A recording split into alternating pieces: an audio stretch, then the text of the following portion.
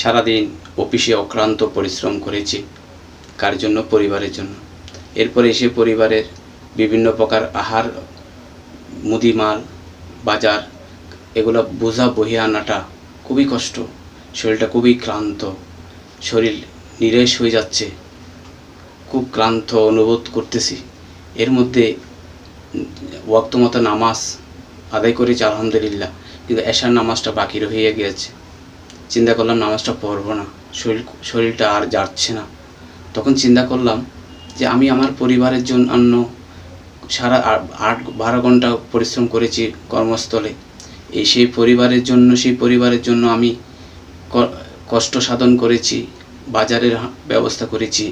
কিন্তু এখন যে নামাজ, আমার যে এশার নামাজটা বাকি রয়েছে, এই নামাজটা যদি আমি না আদায় করি, তাহলে এইটার জন্য আমাকে 2,88,00,000 বছর আমাকে জাহান্নামের আগুনে পড়তে হবে। তাই চিন্তা করলাম আমার নামাজটা আমার জন্য, আর যেটি কর্ম সেটা পরিবারের জন্য। যেটা আমি পরিবারের জন্য বাজার করেছি, সংসার করেছি, সময় দিয়েছি, সেটা আমার পরিবারের জন্য। ইসলাম ভাইরা, আপনারা একটু চিন্তা করবেন, নামাজ কখনো পরিত্যাগ করবেন না।